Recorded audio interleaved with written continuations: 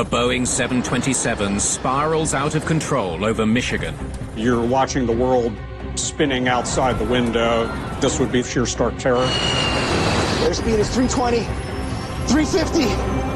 Come on, come on! No, no, no. Investigators track down pieces of debris. Slat number 7. Broken in two. And interview fellow pilots. Off the record. Off the record. They even risk their own lives. Okay, test number 9.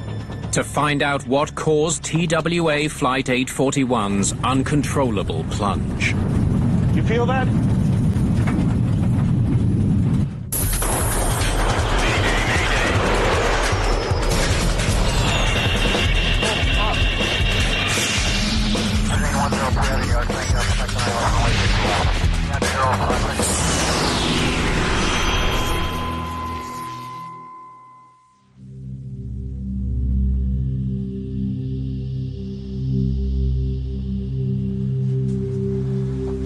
It was insane. My hands are still shaking. 44-year-old Captain Harvey Hoot Gibson has just returned from the most harrowing flight of his life. Tell me what happened. A representative from the Federal Aviation Administration takes his statement. We were cruising over Michigan.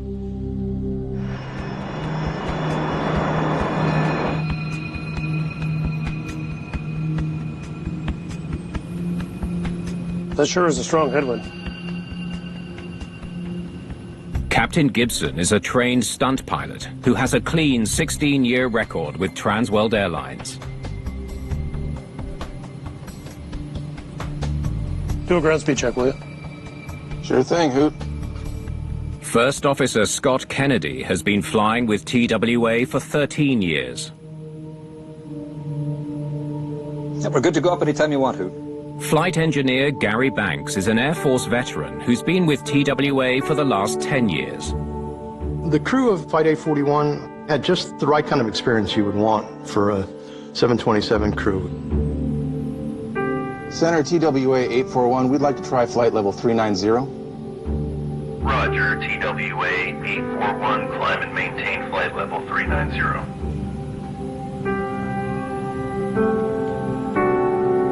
They were bucking 100 knots of wind on their nose, so he was looking for better winds up higher.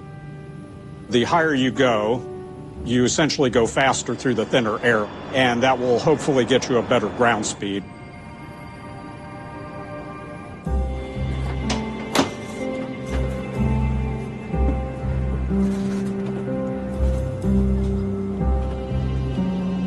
I can take that off your hands. 27-year-old Mark Mositsky is today's lead flight attendant. He and 3 other attendants look after the 82 passengers on board.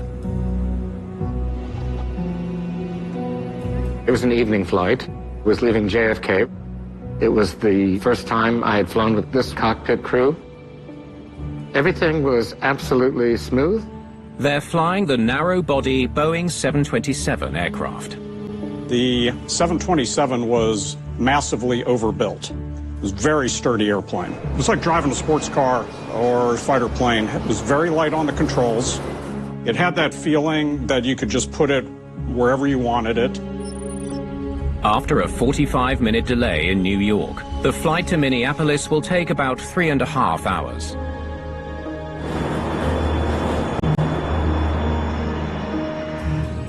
They programmed 39,000 feet and got right up there. And sure enough, they were gaining speed. They were probably going to cut 10 to 15 minutes off their en route time. I'll do another ground speed check.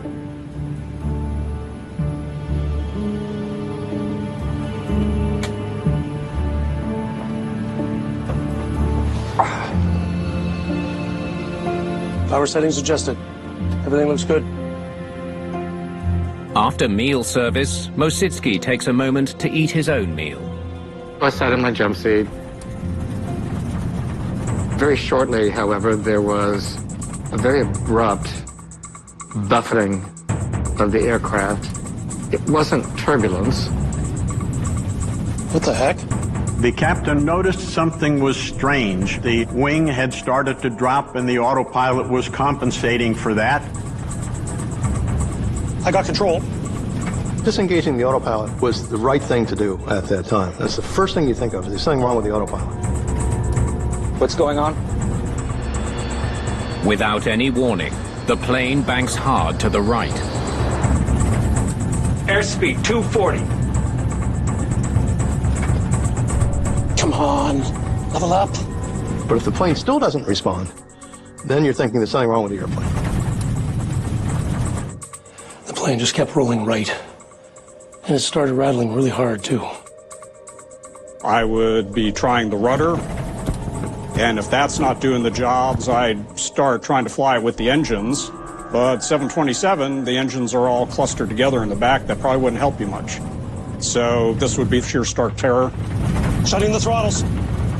The captain tries to slow the plane to regain control, but the aircraft isn't responding.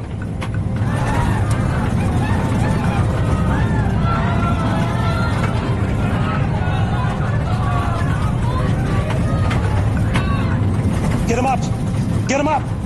Desperate to slow the plane, Gibson deploys the speed brakes.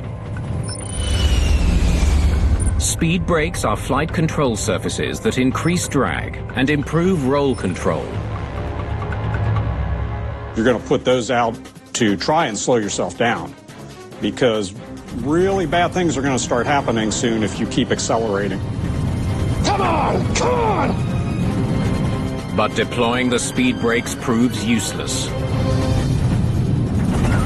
I got from my jump seat to see if perhaps the engine was on fire, and I never made it.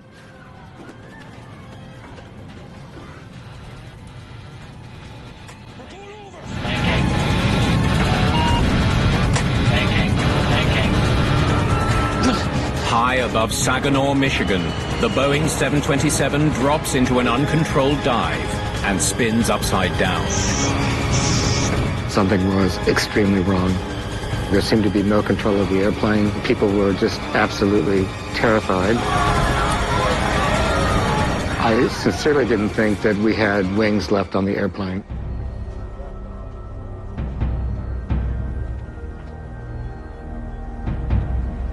TWA 841, this is center. TWA 841, center. Jesus. Something is seriously wrong. You would have your hands full of airplane. You're watching the world spinning outside the window. You're being pressed by G-forces. It also must have been insanely noisy. It would have been very difficult trying to troubleshoot the problem. TWA 841, do you read me? The controllers watch helplessly as TWA 841 plummets towards the ground. Once the nose comes down on an airliner, they want to pick up speed in a hurry if you point it at the ground. I kept clenching my jaws and biting my teeth to keep blood in my head. The G-forces were so extreme, I felt I was going to pass out. The blood is literally being drained out of your head, and you will first lose your vision. That's called graying out. And then the next thing is you black out, which is where you lose consciousness, because your heart just can't pump the blood up to your brain against all that force of gravity. Airspeed is 320, 350.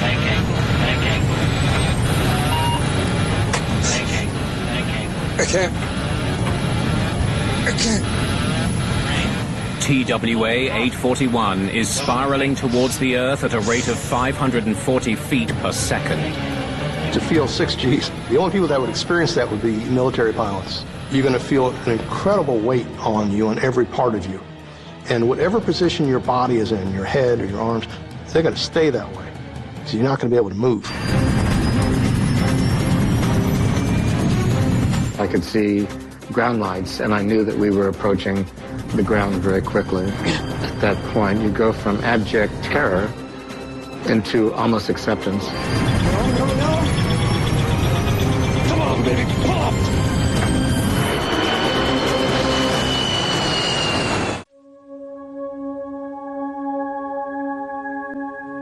We were falling so fast. Captain Hoot Gibson recounts his recent nightmare piloting TWA Flight 841 over Michigan. Airspeed is 390. But Gibson isn't giving up. Come on, baby, pull up! He has an idea. Put the gear down! If nothing else will slow you down, the gear will slow you down. And hopefully the plane holds together.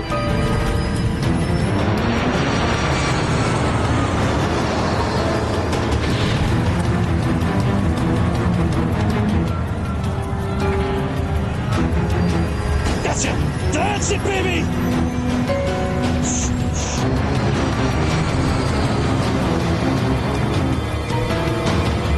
What saved them was putting the gear down, because otherwise they would have been a big smoking crater in a matter of seconds. We're pitching up. 30 degrees. Now suddenly we were climbing. It was like coming out of the bottom of a roller coaster. You would feel like you are being crushed. The average person would feel like they weighed 900 pounds. Scott, give me altitude. Gary, pitch and airspeed. 5,200 feet. Jesus, which way is up?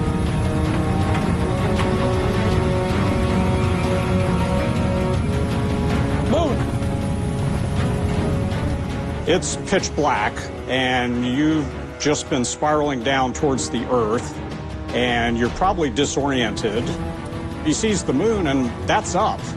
You can sort the rest out later, but get away from the ground.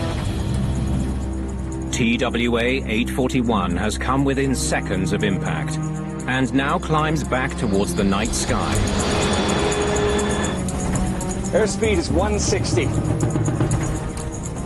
Though the pilots are flying again, they are not out of danger. The steep climb is physically demanding, and the crew struggles to maintain focus. 10,500. 11,000. That's it. That's it, Hoot. Leveling 110. This is your captain speaking. As you've noticed, we've had a bit of a problem, but everything seems to be under control.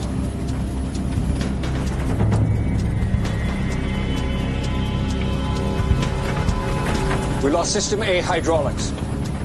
Fluids are down. Pressure is down. As the crew recovers from the terrifying incident, they assess damage to the aircraft. We've got a flag for a lower yaw damper. A deafening rattle makes a tense situation worse. Okay, I'm gonna fly the airplane. You guys start running the emergencies. He was a good captain. He had them diagnose the problem while he flew the airplane, knowing that you can't do both effectively. Turn pump emergency switches to depressurize and check quantity. The fluid is zero. It's all gone. With a damaged hydraulic system, the aircraft is severely impaired. Okay, we gotta land. Detroit is our best option. Okay. We're 60 miles out. When they decided to divert, they selected Detroit with reasonable weather, long runways. It was a developed airport with crash fire rescue. Center 841. Go ahead, TWA 841. Okay, listen. We had a problem. We lost about 20,000 feet. We need vectors to Detroit. 45 miles for Detroit now. If you'd like to come left, heading 160 vectors to Detroit. Okay, turn left 160, TWA 841.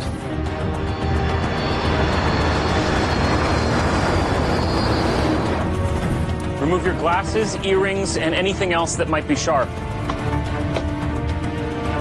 Place anything soft in your lap to cushion the impact. 30 miles from the airport, flight attendants prepare the cabin for an emergency landing. Passengers were amazingly quiet. I mean, they looked at us for complete direction. 15 miles from Detroit now. Nice and easy. Give me flaps 15. Unaware of the extent of the damage, Gibson tests the aircraft's controllability. Flaps 15. Whoa, whoa, whoa. Retract the flaps.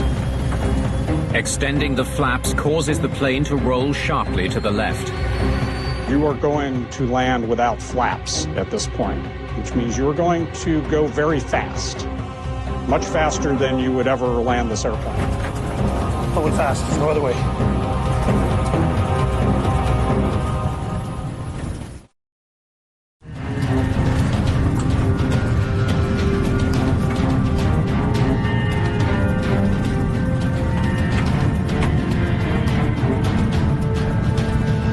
This is going to be our only approach. With ruptured hydraulics and a compromised plane, the pilots of TWA 841 have only one shot at landing at Detroit Airport. Landing checklist complete. Coming through 200 feet. I was pretty convinced that we'd probably be scraping down the runway, lots of sparks and flames. 50, 40, 30.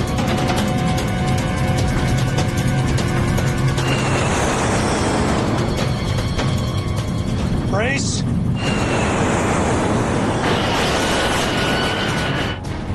$220 knots in this case, just an insane rate of speed for a landing. Reverse thrust. Come on, stop.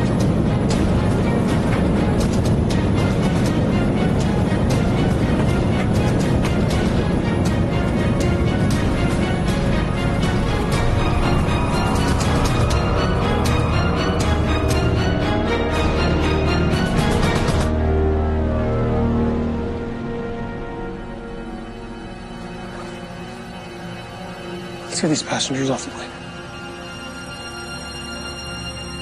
He's just put this badly damaged airplane down at about 90 knots faster than a normal landing speed. This guy was good. He was really good.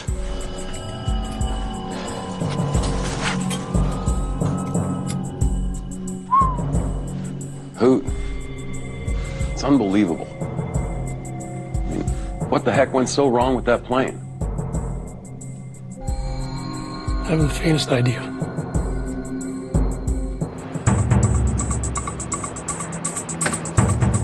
Investigators from the National Transportation Safety Board arrive in Detroit to determine what went wrong with TWA Flight 841.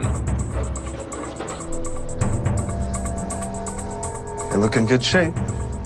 Let's get the data on these. The flight data recorder and cockpit voice recorder are removed from the aircraft and sent for analysis. Let's check that out.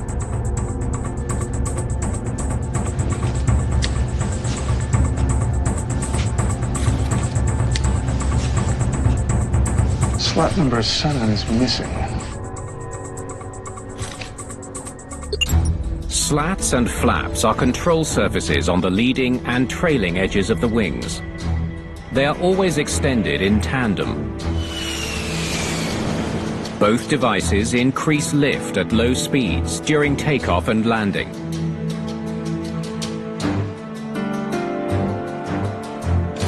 It's pretty banged up. Investigators wonder why the slat came off. Hydraulics lines are ruptured too. Logical outcome for a slat tearing off. Looks like the actuator for the slat is damaged. The actuator is part of the mechanism that pushes a piston to unlock the slat, allowing it to either deploy or retract. Let's get the actuator off the wing so we can get a better look at it.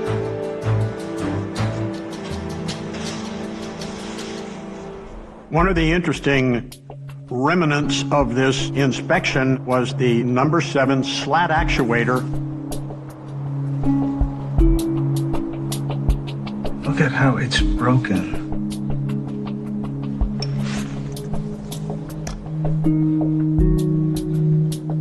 And no scrape marks inside either. Investigators uncover an important clue. Slat came off in an extended position.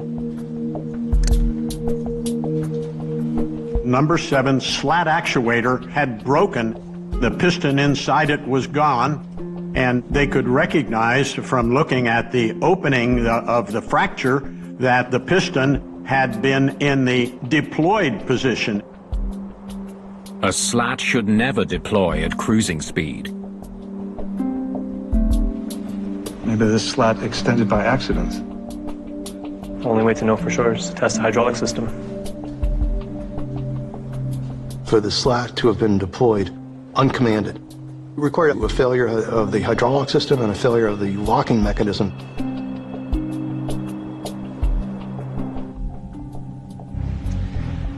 I'll start with flaps 2.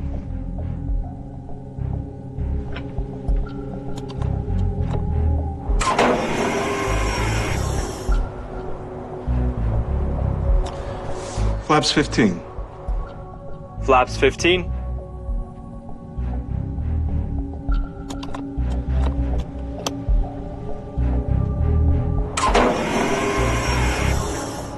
Looks good. Next, flaps 20. Flaps 20. Investigators run through every flap setting possible. All right, let's wrap it up. Everything's working fine. The functional test demonstrated that the hydraulic system worked. It did not cause an uncommanded slat deployment. Here's what we got from Boeing. Did the locking mechanism on the 727's wing somehow fail, releasing the slat? For a slat to unlock accidentally, the pin inside the actuator must be subjected to more than 70 Gs of force. 70 Gs. There's no way the locking mechanism experienced that level of stress. A 70G pull-through by an aircraft just doesn't happen. The investigators were faced with a serious challenge of where to go next.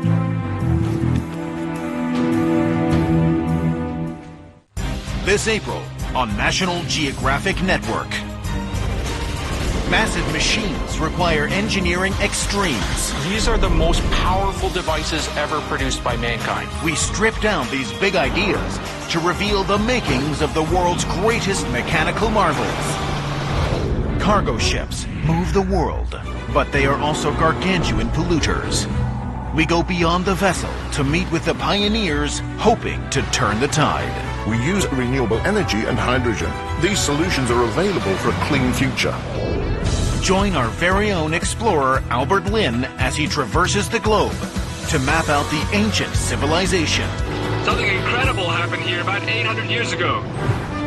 All week long, see wildlife at its most brutal as we bring you up close to some of the most lethal predators on the planet. All new this April on National Geographic Network. To live off the grid, there's only one rule.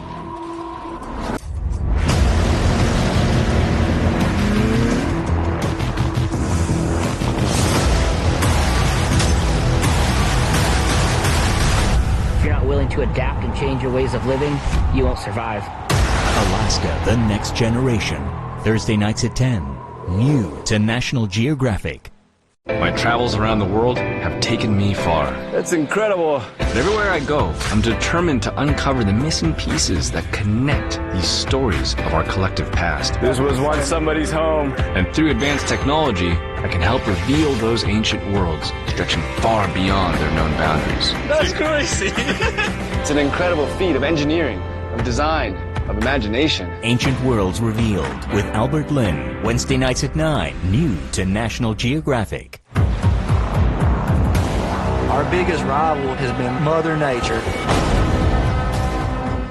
Let's get in before the storm. Forward, forward, forward. Oh my God. This is what I live for. I'm gonna will it to the finish line. That's it. We're gonna find out who the real king of the South is. Wicked Tuna, North versus South. Tonight at 9. New to National Geographic. Take a look. Investigators get a break when debris from Flight 841 is recovered 7 miles north of Saginaw, Michigan. Slat number 7. Broken in two. Look at this. Here's the number 7 slat's T-bolt. T-bolts are part of the slat track assemblies. The number 7 slat T-bolt was attached to the inboard side of the slat, which deploys and retracts inside the wing. Let's send this to the lab. They hope metallurgical analysis will offer some clues. But an important question remains. Why did the slat extend? There's only one other way a slat could extend. Through pilot action. This was something that had been probably commanded in the cockpit, and it was distressing to everybody. Why would a pilot do something as dangerous as extending the slats at cruising speed? Can't find anything in the captain's statements about slats and flaps. Investigators review the crew's statements. They look for any mention that flaps and slats were deployed mid-flight. There's nothing from the other crew members either. I have an idea.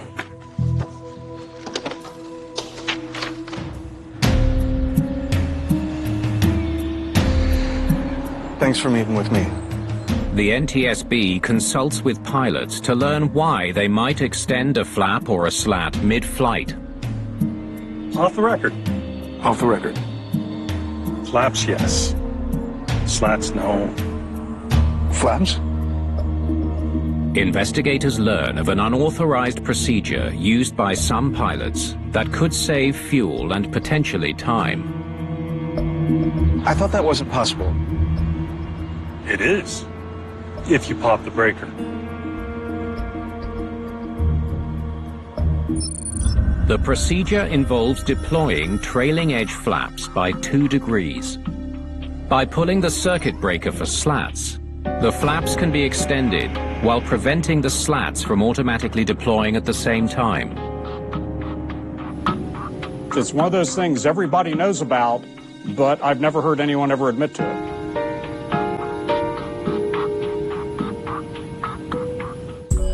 Ready?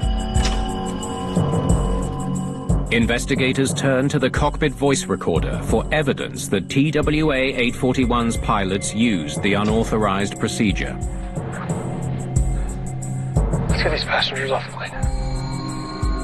Hang on. Did you start the tape at the beginning? Yes, it's fully rewound. Play it again, just to be sure.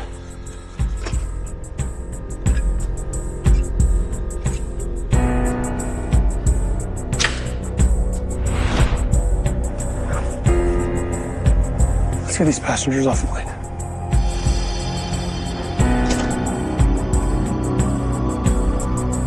Plane's already on the ground.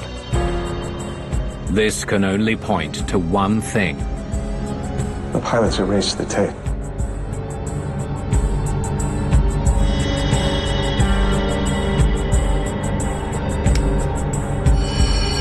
The CDR contained no information whatsoever, which was unfortunate, to say the least.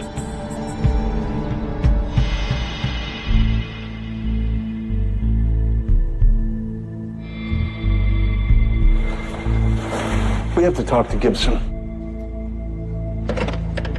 The team flies to California to question Captain Gibson in person.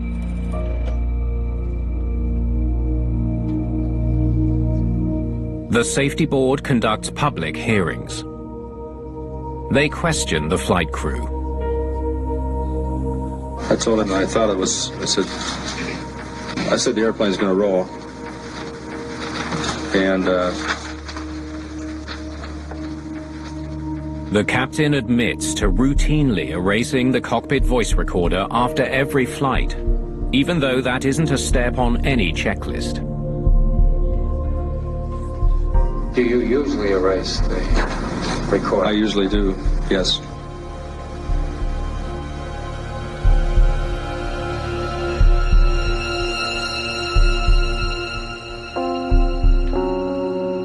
It's just not credible that after the crew had been through what they did, where they came within seconds of dying, that the captain would erase the CVR as a matter of habit or routine. Something's wrong here. Captain Gibson's vague explanation doesn't sit well with investigators. Given what happened, they suspect the flight crew attempted the unsanctioned procedure and then tried to cover up their actions. The only reason he would erase the CVR was to keep information from what he knew would be an investigation. Investigators believed he had something to hide.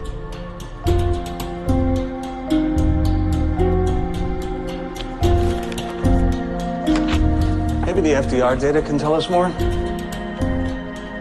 The team studies TWA-841's flight data to uncover any evidence that the crew attempted a mid-flight flap extension.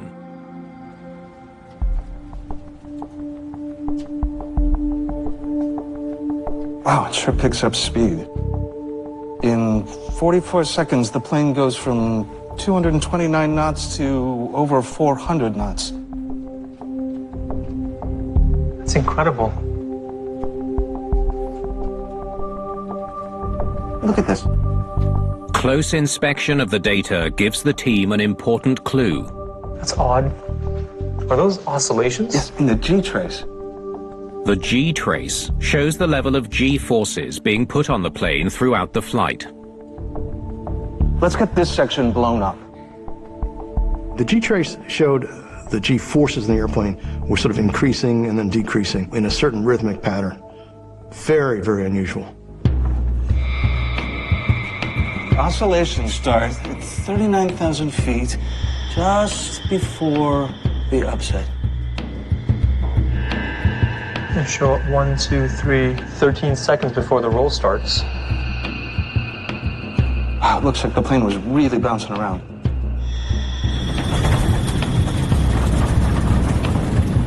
What the heck? The data tells investigators that the plane was moving erratically for 13 seconds before the first roll. Here's a thought. What if there's a flap and slat configuration that could cause the vibration? Let's find out.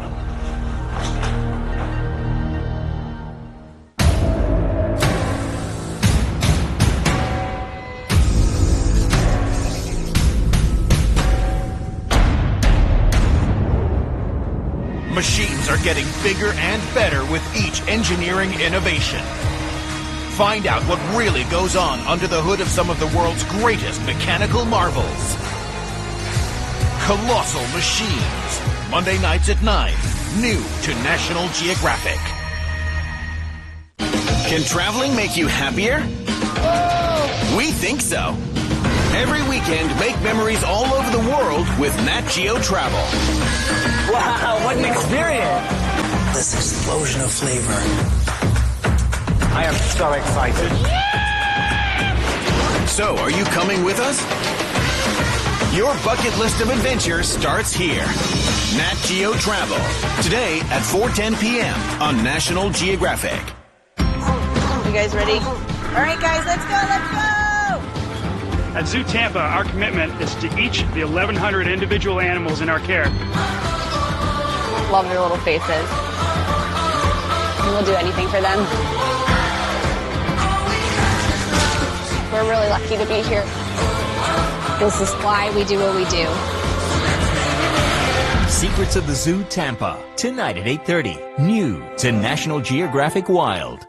Welcome to America's busiest border patrols, where the law and the lawless face off. Hey, push ahead!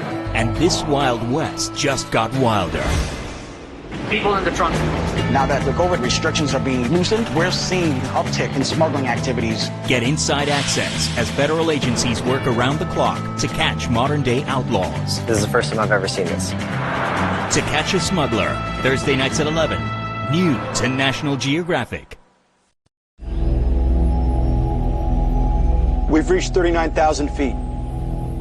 NTSB investigators take an unprecedented risk in an attempt to replicate the oscillations recorded on TWA 841's G-trace.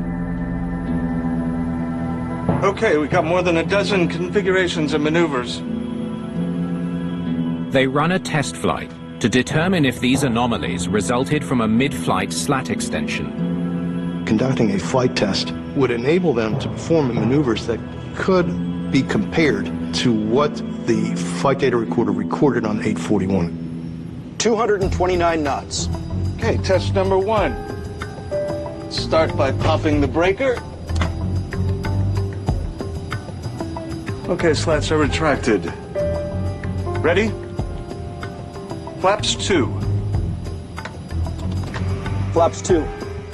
Investigators try to match the unusual oscillations by testing different flap and slat configurations. Test number 2. Flaps 5, slats remain retracted. NTSB investigators, they'll do anything. They love that stuff. But I would have been pretty scared.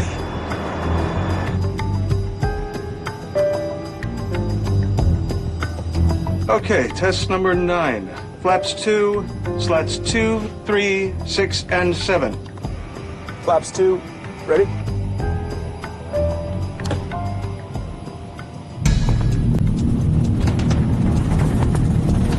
You feel that? The flight test gives investigators a tantalizing new lead. Investigators are very careful with flight tests to take the same aircraft, to record parameters carefully. All those things have to factor into a flight test in order to be of any use to the investigation.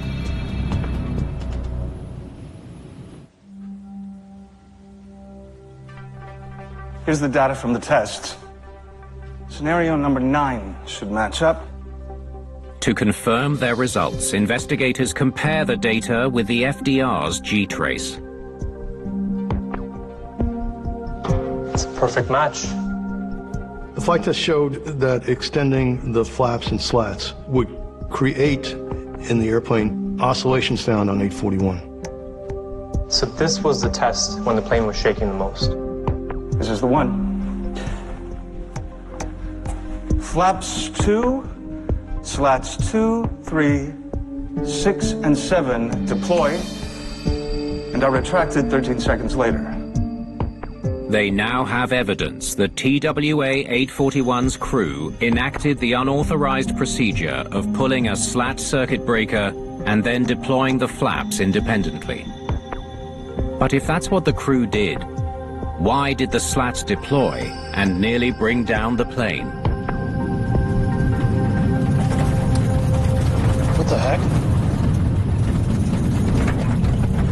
Those slats are going to shake because you're going faster than the limiting airspeed. So I would expect it to get very noisy and probably to buffet quite a bit.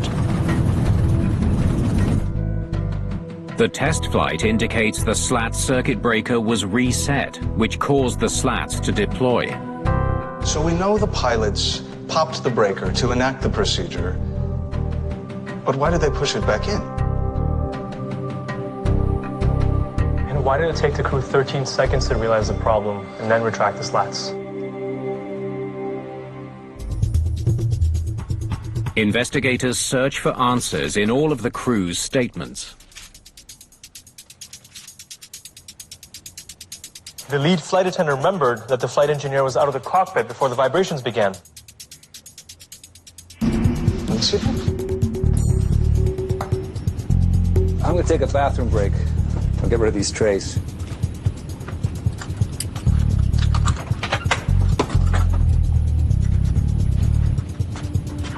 I noticed the cockpit door open, and I saw the flight engineer coming out with the meal trays. I didn't want him to think I was shirking my responsibilities. I immediately met him. Oh, let me get this for you. Thank you. I was kind of surprised that I had never had a cockpit member actually bring those trays back to the cabin. They waited for us. Well, that's it. The flight engineer was out of the cockpit. And out of the loop.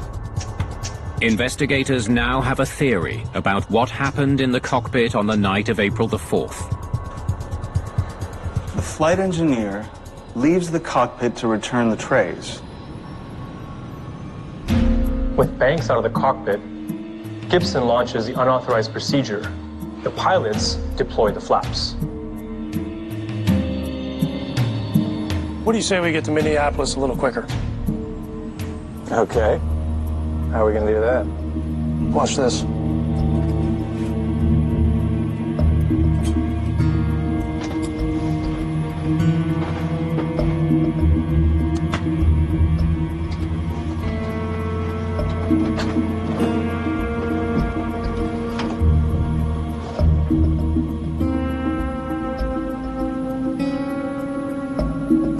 Flaps 2. Fancy trick. Heard about it, but I've never tried it. Works like a charm. I could see the junior crew members saying, he's the boss. Let's do it. If he says it's okay, it's okay. Today, that would be unthinkable. Flight engineer returns and notices the breakers popped. What would any good flight engineer do? He pushes it back in. Flight engineer Banks returns and notices the slat circuit breaker is pulled. He returns the breaker to the normal position, unaware that the captain had pulled it deliberately to prevent the slats from extending along with the flaps. Exactly. Normal operations resume. With flaps set for 2, the slats extend automatically. The cockpit begins to vibrate. What the heck? What did you just do? What do you mean? Just now, what did you just do? The breaker was out. I pushed it back where it should be. Jesus. Flaps up. Flaps up, Scott. Flaps up. We're going over! They bungled the maneuver. Investigators have figured out how TWA 841's crew might have lost control of a Boeing 727. But they're still missing a key piece of the puzzle. How come slat number 7 never retracted along with the rest of the slats?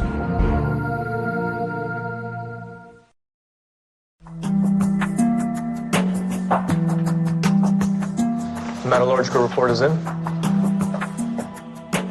Investigators turn to results from a metallurgical analysis of the T-bolt from the number 7 slat on TWA Flight 841.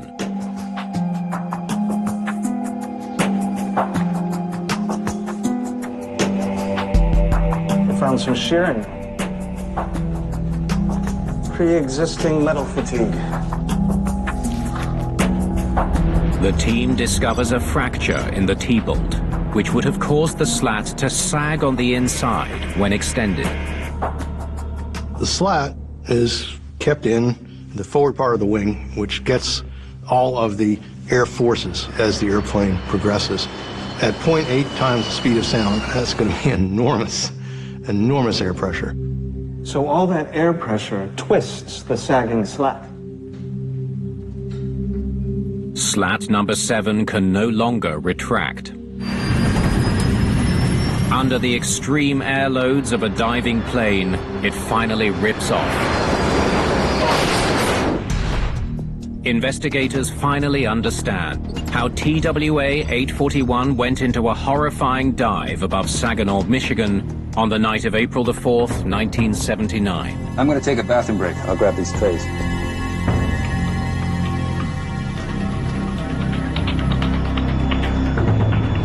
Unaware the captain was conducting an unsanctioned procedure, disengaging the slat circuit breaker to deploy only the flaps, the flight engineer resets the popped breaker.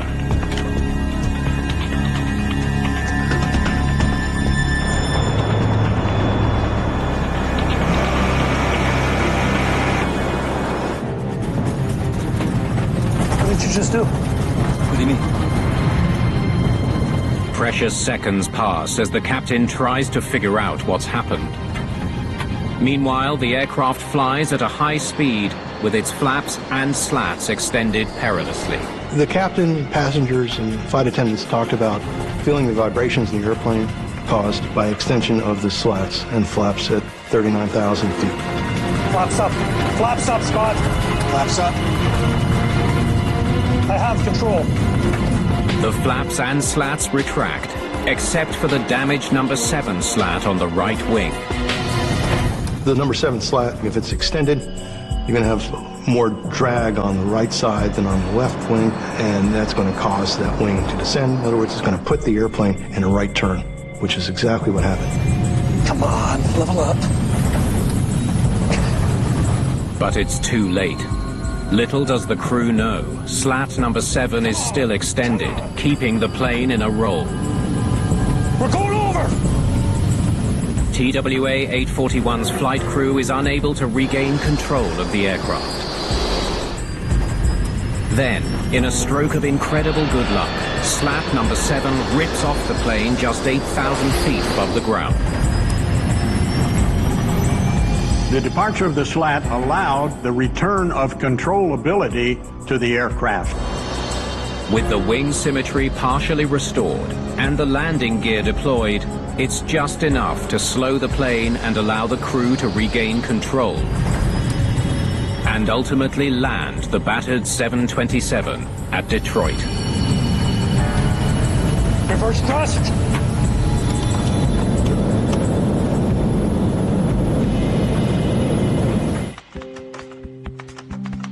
The NTSB recommends additional warnings to flight crews about the dangers of high-speed deployment of flaps and slats. No punitive action is taken against the crew. NTSB conclusions are not a criminal thing, they're not a blame thing, they're trying to prevent the next accident by offering up a probable cause that needs to be corrected.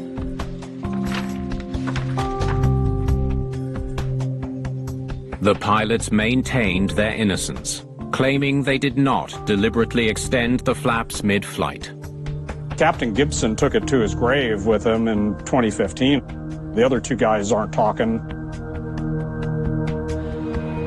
Following this accident, newer planes now come equipped with flight computers that prevent the deployment of flaps and slats above certain altitudes. There was speculation over manipulation of controls, all that sort of thing. I've given it a great deal of thought over the past 41 years and have come to the conclusion that I'll never know what happened.